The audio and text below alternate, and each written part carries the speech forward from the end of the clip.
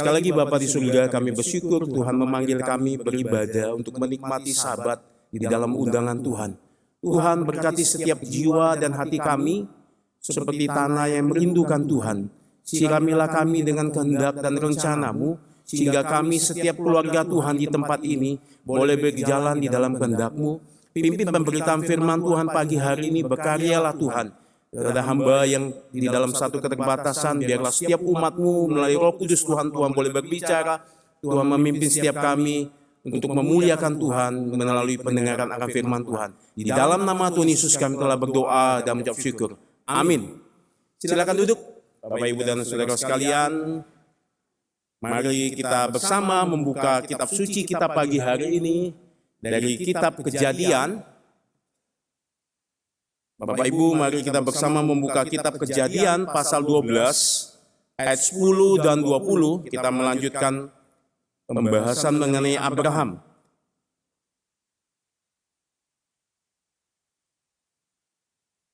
Kejadian pasal 12 ayat 10 dan 20. Jikalau Bapak Ibu sudah mendapatkannya, saya akan membacakan bagi kita semua. LAI memberikan judul Abraham di Mesir, Kejadian 12 ayat 10 sampai 20. Demikian firman Tuhan. Ketika kelaparan timbul di negeri itu, pergilah Abraham ke Mesir untuk tinggal di situ sebagai orang asing, sebab hebat kelaparan di negeri itu. Pada waktu ia akan masuk ke Mesir, berkatalah ia kepada Sarai istrinya, "Memang aku tahu bahwa engkau adalah seorang perempuan yang cantik parasnya. Apabila orang Mesir melihat engkau, mereka akan berkata, itu istrinya. Jadi mereka akan membunuh aku dan membiarkan engkau hidup. Katakanlah bahwa engkau adikku, supaya aku diperlakukan mereka dengan baik karena engkau, dan aku dibiarkan hidup oleh sebab engkau." Sesudah Abraham masuk ke Mesir, orang Mesir itu melihat bahwa perempuan itu sangat cantik. Dan ketika punggawa-punggawa Firaun melihat Sarai, mereka memuji-mujinya di hadapan Firaun, sehingga Firaun mengambil perempuan itu dan dibawa ke istananya. Firaun menyambut Abraham dengan baik-baik karena ia mengingini perempuan itu, dan Abraham mendapat kambing domba, lembu sapi, keledai jantan, budak laki-laki dan perempuan, keledai betina dan unta. Tapi Tuhan menimpakan tulah yang hebat kepada Firaun, demikian juga kepada seisi istananya, karena Sarai istri Abraham itu. Lalu Firaun memanggil Abraham serta berkata, "Apakah yang kau perbuat ini terhadap aku? Mengapa tidak kau beritahukan bahwa ia istrimu? Mengapa engkau katakan dia adikku, sehingga aku mengambilnya menjadi istriku? Sekarang inilah istrimu, ambillah dan pergilah." Lalu Firaun memerintahkan beberapa orang untuk mengantarkan Abraham pergi bersama-sama dengan istrinya dan segala kepunyaannya.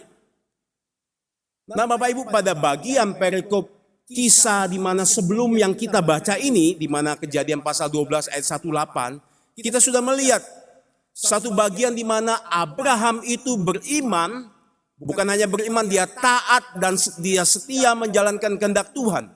Dia berjalan dari Haran sampai di Kanaan, cukup jauh Bapak Ibu.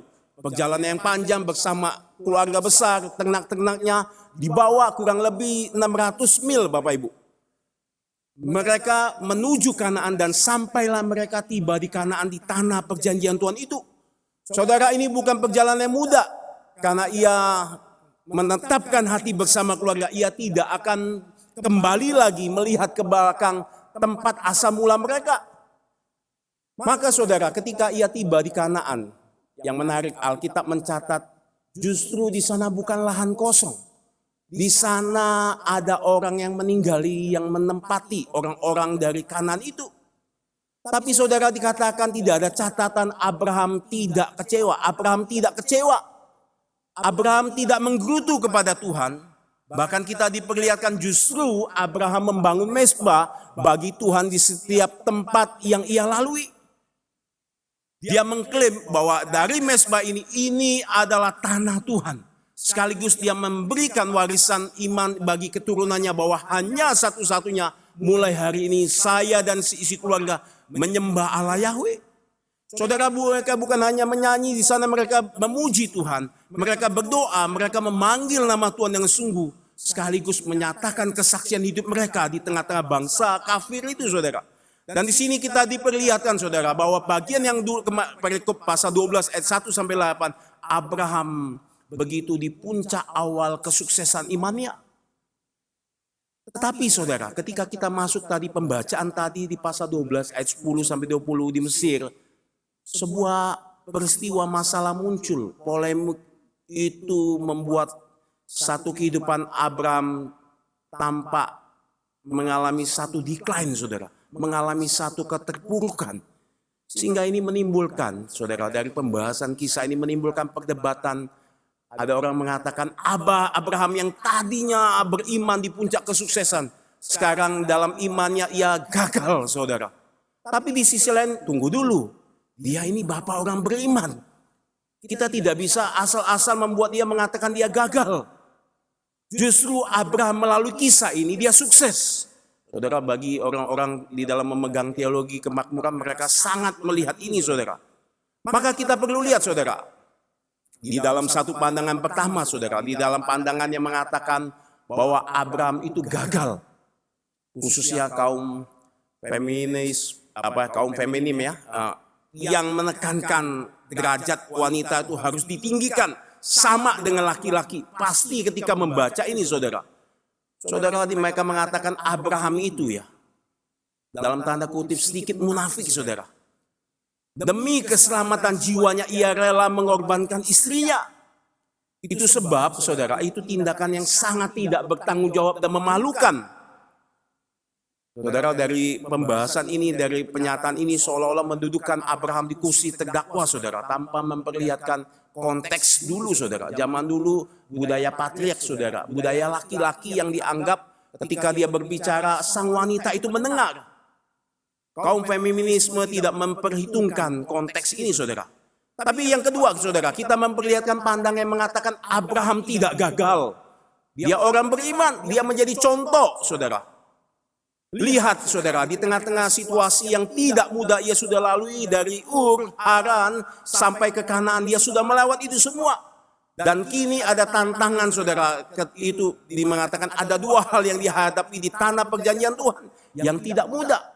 Yang pertama, saudara, mereka mengatakan, betul, Abraham itu mengalami satu pergumulan polemik yang begitu hebat.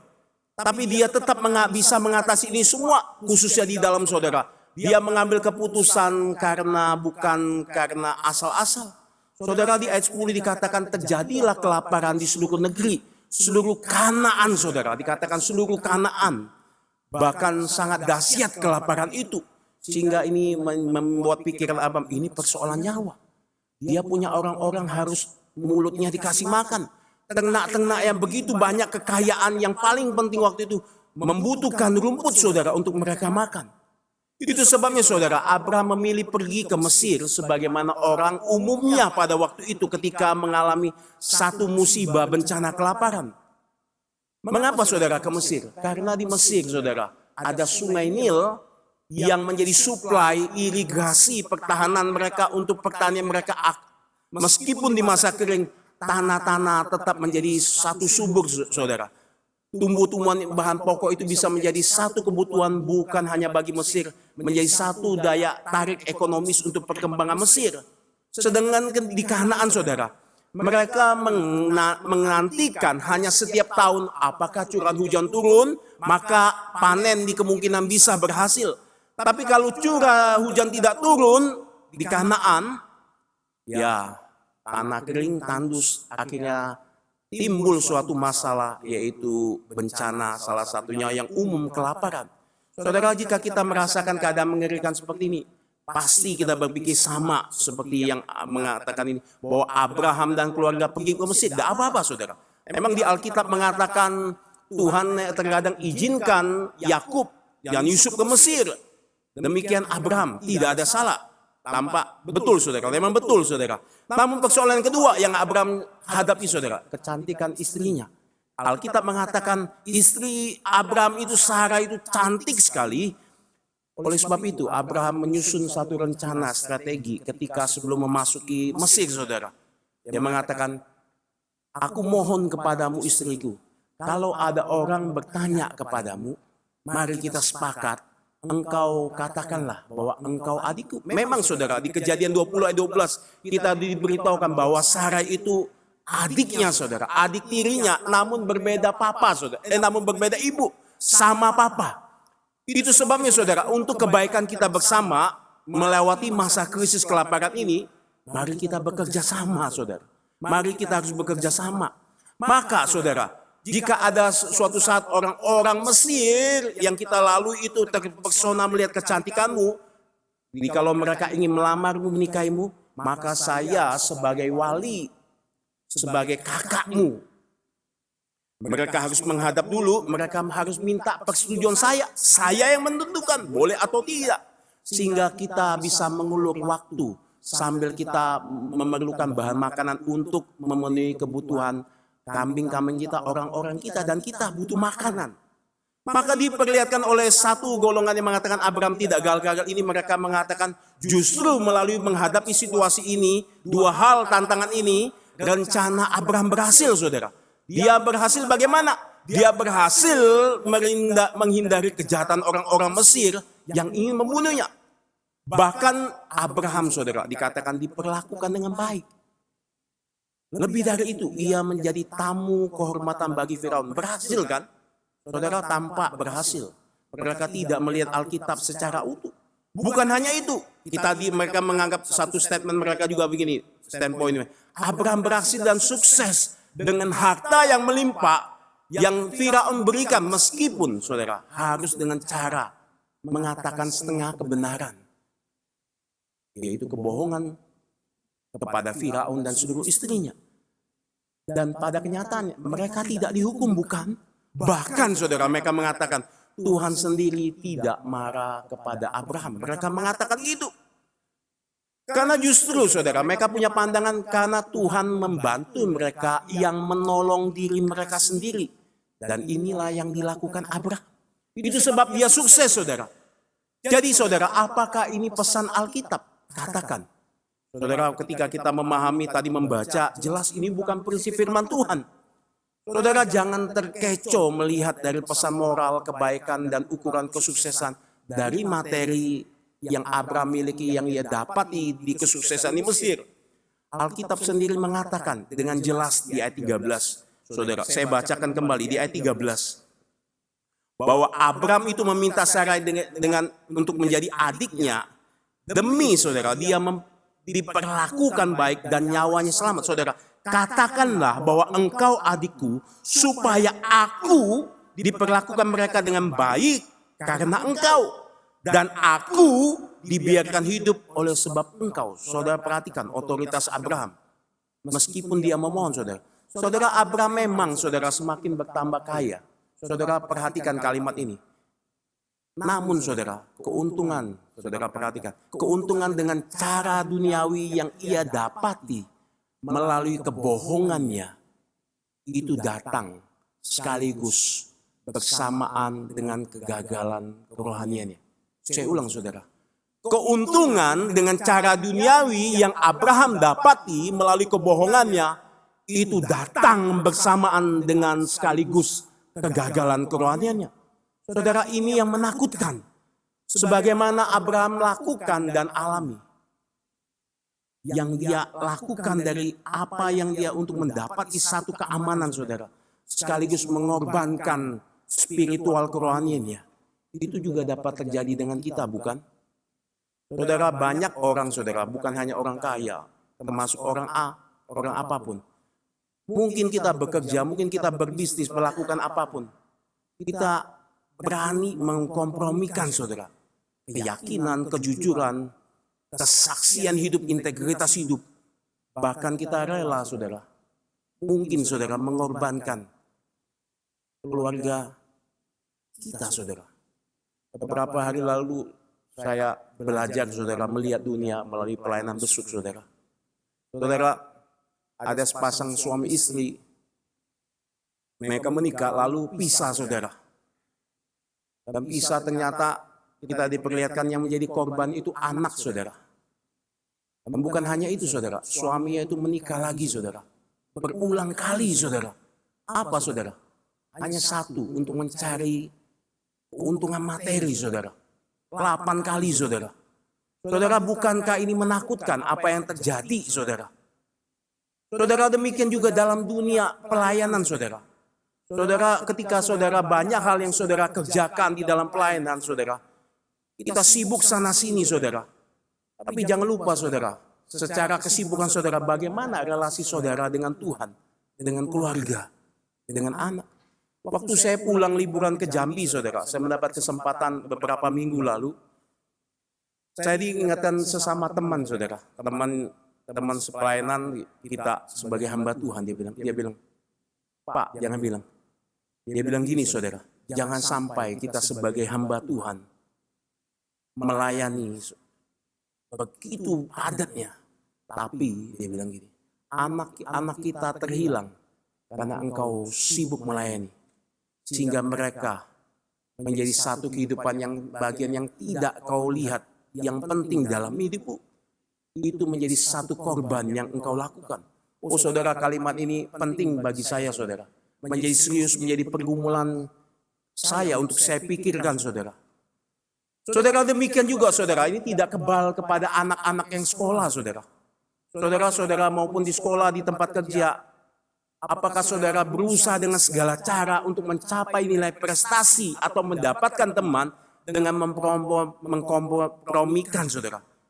Saudara merelakan, mengorbankan kebenaran yang saudara benar-benar tahu. Saudara, itu sebab kita tidak kebal. Jangan pikir, saudara, kejatuhan Abraham, kegagalan Abraham itu tidak dapat terjadi kepada kita. Maka apa yang dapat kita pelajari dan renungan dari kegagalan Abraham? Dan apa yang menjadi penyebabnya? Kita lihat, saudara, kita kembali apa yang Alkitab katakan. Saudara, kita melihat konteks dan teks pasal 12 ayat 1 sampai 20 tadi bukan satu kebetulan, saudara. Kedua kisah ini disejajarkan di dalam pasal 12, diparalelkan. Bahkan saudara melihat dikontraskan antara ketaatan Abraham, kesetiaan Abraham dengan kegagalan Imam Abraham. Musa, saudara, mungkin saudara, banyak saudara dia miliki satu kisah Abraham karena Abraham itu hidup 100 tahun, saudara. 75 tahun dia dipanggil Tuhan sampai dia mati umur 175 tahun. Begitu banyak kisah yang Musa tahu, saudara. Dari generasi, dari nenek moyang menceritakan kisah Abraham. Tapi saudara, namun dengan pimpinan Roh Kudus, Musa dipakai Tuhan memilih memasukkan kisah yang tampak tidak mengenakan ini. Diparalelkan, dikontraskan. Untuk apa, saudara? Agar kita umat Tuhan hari ini bisa mengezoom dengan jelas melalui melihat kontras yang begitu kita lihat yang menakutkan dinyatakan oleh penulis di pasal 12 ini. Saudara, perhatikan, saudara, apa kontrasnya yang menjadi konsen Alkitab. Saudara, di Kanaan Abraham membangun mezbah, beribadah, memanggil nama Tuhan bersama keluarganya, tetapi di Mesir mereka tidak sekalipun melakukan itu. Di Kanaan Abraham dan keluarga bersama-sama melayani dan bersaksi meskipun sulit. Tetapi di Mesir mereka bersama-sama bersahati menipu orang demi kepentingan diri.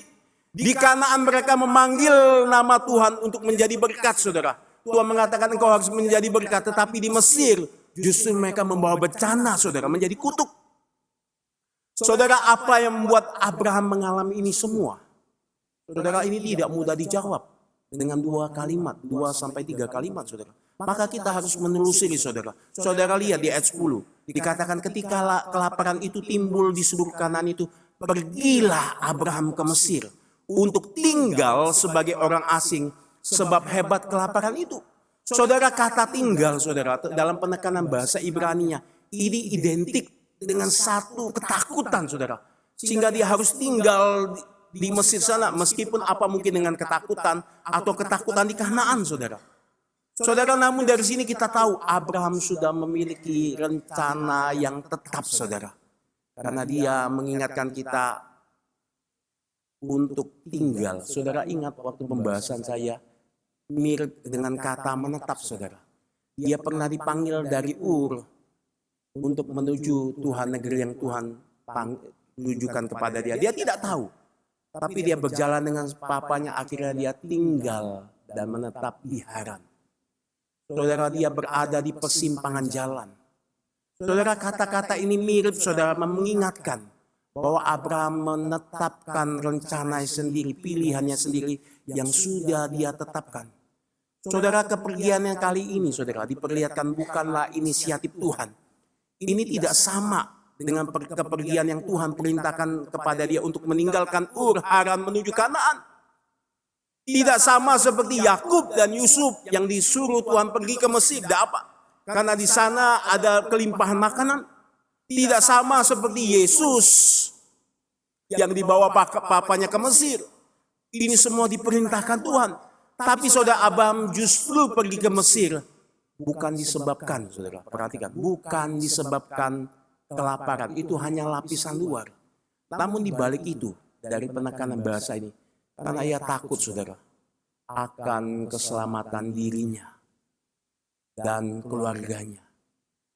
Jika dia mematuhi panggilan Tuhan dan untuk tinggal di Kanaan dengan hidup sebagai pribadi yang benar, saudara. Ada komentar mengatakan ini, akan ada banyak penindasan karena bencana kelaparan yang menakutkan itu. Saudara pikir bagaimana di dalam dunia bisnis kita lihat bagaimana kita hidup dalam keluarga. Satu kelaparan saja 1 tahun, saudara. Israel pernah mengalami kelaparan. Begitu di situasi timur sana mereka tidak dapat memiliki makanan. Sampai mereka mengatakan, hari ini saya sudah makan anakmu. Sekarang saya makan giliran makan anakmu. Saudara, tai burung merpati itu begitu berharga, saudara. Kejahatan semakin meningkat, saudara. Ini yang sama ditakutkan Abraham. Itu sebab, saudara, pilihan bagi Abraham yang begitu jenius, saudara, harus meninggalkan tanah Kanaan. Kemana? Ke Mesir. Tempat yang paling penting, salah satu negara superpower pada waktu itu. Karena di sanalah bagi dia pilihan keamanan ia dapati. Mengapa, saudara? Mengapa Abraham sampai dengan cepat melakukan ini? Saudara, jawabannya karena dia melupakan janji-janji Tuhan dalam hidupnya ketika ia berada di Kanaan. Saudara ingat di dalam Kejadian 12 ayat 1 sampai 3, betapa 7 kali Tuhan mengangkapkan aku, saudara. Aku akan memberkati engkau. Aku akan membawa engkau, namamu menjadi besar. Aku akan melindungi engkau, Abraham. Olehmu semuamu di keluarga di muka bumi ini akan mendapat berkat. Kalau ada orang yang berani nyentuhmu, mengutuk engkau, aku akan mengutuk dia. Oh, Tuhan di depan, saudara, 7 kali. Berkat yang sangat sempurna Tuhan berikan janjinya kepada Abraham. Namun, saudara, bagi Abraham, ancaman yang menakutkan itu lebih realistis, saudara. Betul, saudara. Kadang dalam situasi sulit, dalam situasi yang kita kadang pikiran logika begitu tertekan karena tekanan jiwa kita alami, saudara. Itu membawa kita kadang mulai bergeser, melupakan janji Tuhan. Mengingat akan firman Tuhan, proteksi. Diamlah, aku Tuhan. Kita mungkin melupakan banyak hal apa yang terjadi yang Tuhan pernah katakan kita dengar melalui firman Tuhan. Maka saudara, kalau kita kembali kepada apa yang menjadi penyebab Abraham, orang beriman itu melupakan janji Tuhan dalam hidupnya. Karena dia, saudara, Alkitab mengatakan, karena dia perlahan-lahan telah menjauh dari Tuhan. Saudara, ini kalimat biasa saja. Tapi ini mengingatkan, karena dia perlahan-lahan telah menjauh daripada Tuhan. Saudara, ada satu ayat yang kita lupakan, yang tidak boleh kita lupakan, saudara, yang kita tidak baca tadi. Ayat 9, saudara. Saya bacakan bagi saudara. Di dalam Kejadian pasal 12 ayat 9 dikatakan, sesudah itu, seolah ini kalimat biasa. Sesudah itu Abraham berangkat dan makin jauh ia berjalan ke tanah Negeb. Dia berangkat makin lama makin jauh berjalan ke tanah Negeb. Apa yang terjadi sana? Kalau kita lihat di ayat 8 dikatakan di Betel, saudara. Kemudian ia pindah dari situ ke pegunungan sebelah timur, Betel. Ia memasang kemahnya dengan Betel di sebelah barat dan Ai di sebelah timur. Lalu ia mendirikan di situ mezbah bagi Tuhan dan memanggil nama Tuhan. Tapi saudara lihat, ketika Abraham di Negev. Saudara, Negev ini kota apa, saudara? Saudara, Negev itu terletak di selatan, saudara, Kanaan. Tepatnya berada di perbukitan kota Yehuda, saudara. Di Israel zaman Yesus. Wilayah itu berbatasan dengan padang belantara yang luas sekali, saudara. Dengan dataran luas yang kering yang cocok untuk bagian pertumbuhan kita, bagaimana investasi penting di dalam bisnis, saudara. Umumnya orang berternak, membawa kambing, domba, semuanya sapi, semua di sana. Cocok sekali, saudara. Untuk iklimnya cukup baik. Tidak panas, tidak terlalu panas, tidak terlalu dingin, iklim mereka sedang, saudara. Dan Abraham menjauh pelan-pelan dari sana. Dia pelan-pelan ke Negev, makin lama makin jauh. Sehingga kadang, saudara, di dalam satu hal yang membawa kita pelan-pelan, Alkitab mengungkapkan, kita secara tidak sadar makin lama makin jauh. Persoalan, saudara, bukan karena bisnis yang salah, bukan, saudara. Tuhan tidak menyalahkan kau untuk mengembangkan bisnis. Tuhan tidak salah kau mengembangkan banyak waktu untuk mengerjakan pekerjaan banyak. Tidak, saudara. Tapi ada satu yang bolong di sini, yang Alkitab pengen katakan, yang kita diperlihatkan. Saudara, apa yang saudara lihat? Kita tidak melihat Abraham memanggil nama Tuhan. Kita tidak melihat Abraham berdoa. Kita tidak melihat Abraham membangun mezbah di sana. Sebagaimana ia lakukan di Sikem maupun di Betel, saudara. Saudara, Abraham pelan-pelan menjauh dari ini semua. Atau dengan kata lain, dapat kita katakan Abraham dan keluarganya mengabaikan persekutuannya dengan Tuhan. Saudara, bukankah ini menjadi satu hal yang biasa, tapi memberikan dampak yang luar biasa yang seringkali kita abaikan? Maka saudara perhatikan, godaan untuk tidak beriman, saudara, kepada Abraham itu datang bukan pada waktu dia di saat-saat bukan hanya senang. Justru, saudara, dia pada saat di puncak keadaan imannya yang terbaik, saudara. Saudara, di pasal 12 ayat 1 tadi sampai 8, Abraham begitu terbaik di dalam puncak iman. Dia begitu senang, dia bawa keluarganya. Dia berbisnis, dia berusaha, dia bersama-sama melayani, saudara. Tapi pada satu kenyataannya, godaan itu untuk tidak beriman itu menurun, saudara. Justru pada waktu dia pada masa yang terbaik. Saudara, saya pernah mengatakan, Tuhan adalah gembalaku, takkan kekurangan aku. Ia membimbing aku ke padang berumput hijau. Saudara, apa yang tempat yang paling menakutkan, saudara? Bukan pada tempat yang seolah-olah gersang, saudara. Justru di padang rumput hijau itulah serigala mulai mengintai. Karena domba-dombanya begitu banyak di sana. Serigala melihat, wah ini lengah. Begitu banyak dia bisa di padang rumput itu bisa bersenda gurau, domba-domba bermain. Di sanalah kelengahan, saudara. Tapi Daud mengatakan, ada Tuhan yang membaringkan aku di sana. Saudara, Abraham lost di sini. Saudara ingat waktu Daud di 2 Samuel pasal 7 ketika dia menerima janji Tuhan, dia pengen bangun rumah Tuhan. Tuhan bilang tidak, aku yang akan membangun rumah. Aku akan memberkati dinastimu, Daud. Oh, Daud senang. Aku akan memberikan satu dari keturunanmu generasi yang tidak putus yang akan memerintah di dalam kerajaan. Daud begitu senang. Tapi tidak lama, beberapa pasal kemudian, saudara, kejatuhan Daud itu segera tiba. Dia lihat Ratu Betsyeba begitu cantik. Saat itu dia jatuh. Saudara lihat Nuh, ketika dia senang sekali keluar dari Batra, dia membawa segala satu hasilnya mempersembahkan korban bagi Tuhan. Lalu dia mulai bekerja, saudara, bertani. Dia puas sekali, saudara, Tuhan memberkati. Tuhan sudah berjanji kepada dia, tapi pada satu titik, saudara, dia mabuk, saudara. Dan dia telanjang. Sampai menyebabkan dosa yang menakutkan. Itu terjadi kepada anaknya, yaitu Kanaan. Saudara ingat juga Adam, saudara. Tuhan memberikan tempat yang indah, memberikan satu janji. Aku akan memberkati engkau di dalam keturunanmu, beranak cuculah.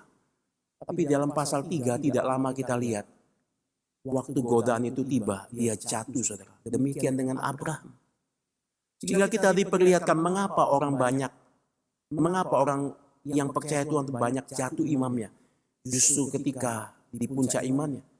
Tentu ini bukan secara tiba-tiba, saudara.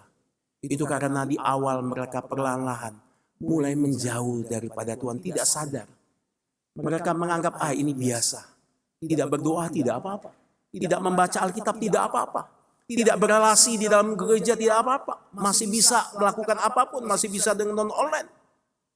Saudara, mereka mulai perlahan-lahan dibawa melupakan firman Tuhan, janji-janji Tuhan yang penting. Menjadi penolong, menjadi penopang, menjadi jalan yang menyinari jalan kehidupan kita terang. Maka saudara, ketika dia dalam bahaya ketakutan, tidak kaget saudara, imannya mulai goyah. Dan karena ketakutan itu mulai menghimpit dia, karena masalah itu. Sehingga mereka terkadang gampang mengkompromikan iman dan kebenaran untuk mencapai kepentingan diri. Saudara lihat kompromi di dalam kisah Abraham tampaknya berhasil secara lahiriah. Tapi ketahuilah, itu membahayakan kejahatan rohani yang jangka panjang.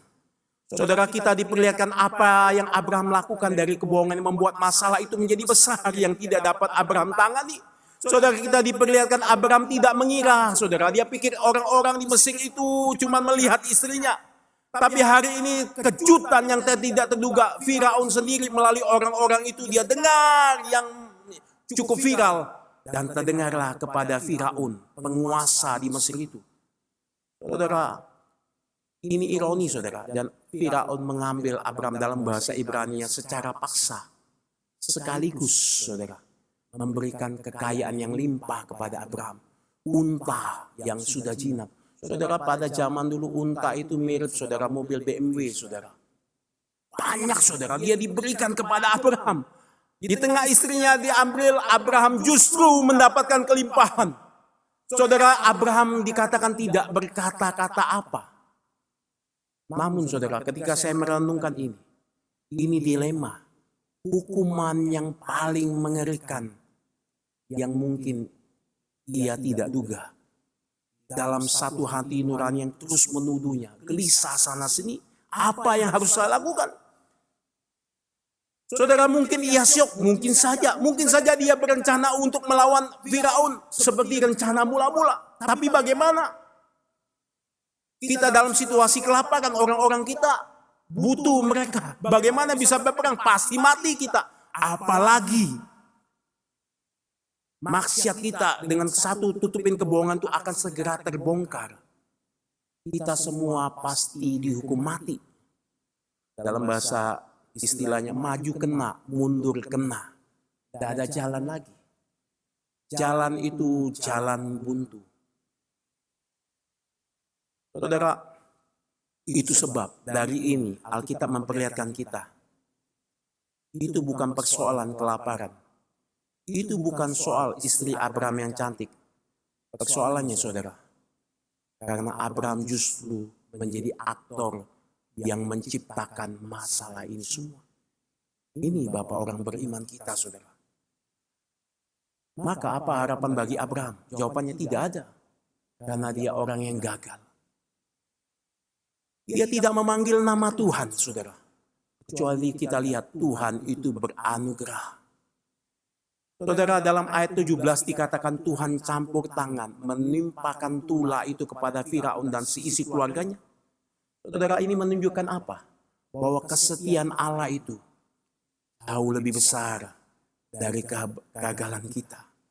Jauh lebih besar kesetiaan Tuhan daripada kegagalan Abraham. Abraham takut. Tuhan bagikan aktor yang tidak kelihatan. Dia adalah pemeran utama. Dia melindungi Abraham diam-diam. Abraham melakukan kesalahan fatal, tetapi Tuhan menyelamatkan dia. Mengapa Tuhan melakukan ini, saudara? Karena ia setia kepada janji yang dia ucapkan kepada Abraham. Di pasal 12 ayat 1 sampai 3. Tuhan memelihara perjanjiannya. Mengapa saudara? Karena ia menjanjikan Kristus jauh jangka panjang, 3000 yang akan datang. Dari sampai kisah Abraham sampai ke Kristus, ada satu janji bagi Abraham yang Abraham tidak sadari. Yang Tuhan sudah meminkan diri pada Abraham. Bahwa dari keturunanmu lah akan oleh semua bangsa menjabat berkat. Akan menyelamatkan kita dari kegagalan-kegagalan seluruh dosa-dosamu. Namun perhatikan saudara, dosa yang dilakukan Abraham bukan berarti tanpa konsekuensi hukuman dari Tuhan. Saudara, meskipun kita diperlihatkan ia mendapatkan istrinya kembali, beserta harta yang melimpah yang Tuhan melalui tulah kepada Firaun, kita tidak tahu bagaimana Firaun itu bisa tahu bahwa Sarai itu istrinya. Ada penafsir mengatakan melalui imam yang begitu peka, imam-imam di Mesir, ini pasti ada sesuatu yang lebih besar dari Allah kita. Kita tidak dapat mengatasi tulah-tulah ini. Atau dari Sarai sendiri. Ketika Firaun mau menyentuh Sarai, Tuhan langsung menulahkan dengan tangan yang hebat. Karena di sana ada perjanjian kekal Tuhan yang tidak boleh diganggu-gugat. Saudara, kita melihat apa dari satu konsekuensi Abraham? Kita melihat satu mulut keluar dari Firaun, saudara. Ini mengingatkan kita bahwa Tuhan bisa memakai orang-orang kafir, orang-orang fasik, saudara, untuk memberikan teguran keras, mempermalukan Abraham, mempermalukan, menelanjangi dosa-dosanya. Saudara, dalam budaya itu ini sungguh mengejutkan, memalukan bagi Abraham. Kita mungkin dalam budaya ini mungkin melihat, ini tampak ringan. Hukumannya hanya teguran. Tapi tunggu dulu saudara. Ada hal yang menakutkan. Dari jejak-jejak dosa yang dilakukan Bapak Patriark kita. Apa yang kita lihat saudara? Saudara lihat nanti. Apa yang dilakukan Abraham. Itu akan sama dilakukan Ishak. Apa yang dilakukan Ishak. Itu akan berdampak juga kepada Yakub. Yakub menipu Ishak. Apa yang dilakukan Yakub, itu juga akan dilakukan anak-anaknya. Menyakitkan hatinya. Apa yang dilakukan anak-anaknya, itu membuat konflik yang begitu menakutkan saudara. Yakub ditipu berkali-kali melalui dua anaknya saudara. Gara-gara Dina diperkosa, lalu dua anaknya menipu Yakub, membuat satu kerusuhan yang besar di Sikem, saudara. Saudara, ini bukankah menakutkan? Satu konflik yang di keluarga yang tidak habis-habis sampai di akhir kitab Kejadian. Saudara, namun saudara, satu hal yang perlu kita ingat. Satu hal yang perlu kita ingat melalui janji Tuhan, kesetiaan Tuhan. Kegagalan Abraham berjalan bukan sebentar dampaknya, saudara. Saya ulangi, kegagalan Abraham di dalam perjalanan hidupnya dampaknya bukan sebentar, saudaraku. Tapi itu berdampak jangka panjang, menjadi ingatan dia seumur hidup. Dari dia sampai keturunannya. Namun saudara perhatikan, kesetiaan Tuhan, janji Tuhan, jauh lebih panjang memulihkan kegagalan Abraham sampai keturunannya. Kita lihat, disitulah Kristus, kegagalan dan kesetiaan Tuhan. Yang kita tidak layak dapati dari kesetiaan Tuhan. Tuhan mendampingi pelan-pelan. Sampai itu dia buktikan di dalam Kristus. Dia berjanji hari ini akan menyediakan satu penyertaan kepada kita. Sama dia sediakan kepada Abraham. Aku akan menyertai engkau sampai akhir zaman. Maka saudara, yang kita hidup dalam dunia ini adalah orang-orang yang pernah gagal juga bukan? Orang yang tidak pernah lepas dari masalah. Ketika kita mungkin takut, mari kita belajar mengingat janji-janji Tuhan. kita kembali di dalam satu relasi persekutuan mengingat akan firman. Itu sebab saudara, jangan pernah sekali-sekali saudara meninggalkan persekutuan di dalam gereja, di dalam tubuh Kristus. Saudara dan saya mungkin pernah mengalami masalah yang mirip seperti Abraham. Saudara mungkin terpuruk, jatuh, tapi saudara ingat kembali dan bertobat. Karena kita lihat nanti di ayat 13, ayat 1 sampai 4, Abraham ketika disuruh Firaun pergi, saudara, kata pergi itu kata yang sama dipakai. Tuhan kembali mengutus Abraham seperti dia pernah panggil, pergilah Abraham, tinggalkan bangsamu, tinggalkan keluargamu. Kata yang sama keluar, muncul dari Firaun, Tuhan pakai. Dan Abraham kembali, saudara. Dia kembali ke tempat di mana mula-mula dia pernah memanggil nama Tuhan di sana. Dia melewati Negev, dia melewati Betel, dan dia kembali. Saudara, apa yang saudara alami? Saudara pernah gagal. Saudara ingat janji Tuhan. Saudara, saya teringat satu kisah teman saudara. Ketika saudara di tengah situasi pandemi saudara. Pandemi itu membuat kita kejutan, kagetan, bukan hanya sakit penyakit, tapi menimbulkan banyak sekali proses di dalam percekcokan di dalam keluarga saudara. Saya sambil meneliti di dalam tesis saya, begitu banyak angka perceraian itu meningkat. Bukan di luar banyak orang-orang yang tidak percaya Tuhan, justru terjadi di kantong-kantong Kristen. Saudara, seorang teman saudara yang sungguh menceritakan berkat ini dalam satu kisahnya menguatkan saya saudara. Dia mengatakan ketika di pandemi kita tidak bisa kemana-mana. Terjadi satu hal konflik yang tidak terduga saudara. Mulai di sana mulai bertemu, akhirnya mulai terjadi satu gesekan demi gesekan. Hingga tidak tahu kemana. Bertambah panjang saudara.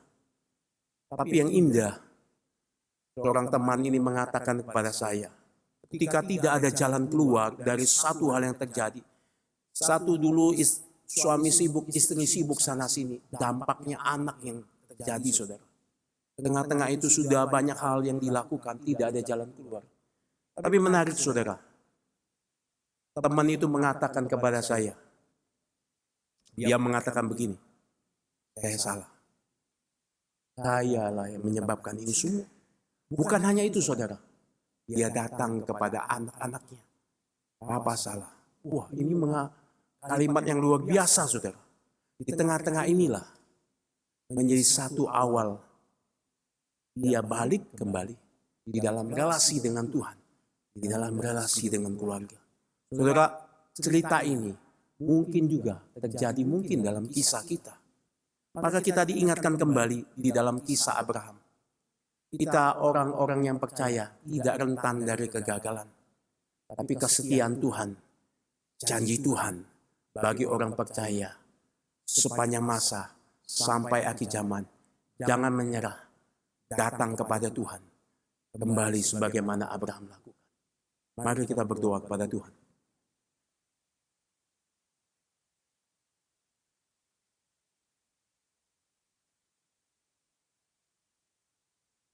Saudara, saya memberikan waktu kepada saudara. Mari kita mungkin di dalam satu masalah, mungkin kegagalan.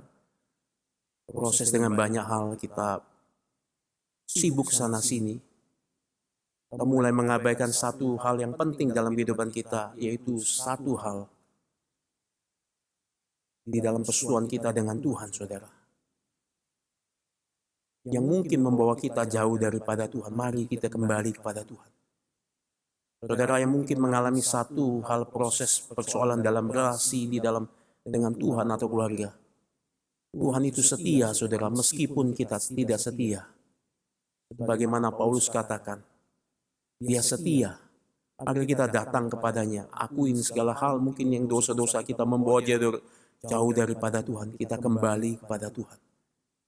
Bapa di surga, kami bersyukur dan berterima kasih atas kasih dan anugerah Tuhan yang Tuhan sudah tunjukkan melalui janji Abraham itu dengan tuntas di atas Kalvari melalui Kristus, sehingga membuat kami hidup di dalam janji-janji itu yang begitu nyata. Satu kehidupan yang membuat kami untuk terus berjalan di dalam persekutuan dengan Tuhan melalui anak-Mu itu.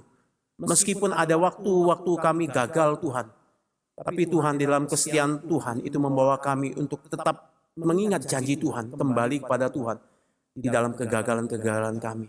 Terima kasih ya Tuhan, berkatilah umat-Mu di tempat ini, berkatilah kami semua, sehingga kami terus belajar untuk bertumbuh, untuk semakin mengasihi Tuhan, dan mengasihi sesama, berani untuk menyatakan kebenaran, meskipun di tengah kesulitan, kami hidup di dalam takut akan Tuhan. Dengar doa kami yang kami panjatkan di dalam nama Tuhan Yesus. Kami telah berdoa dan mengucap syukur. Amin.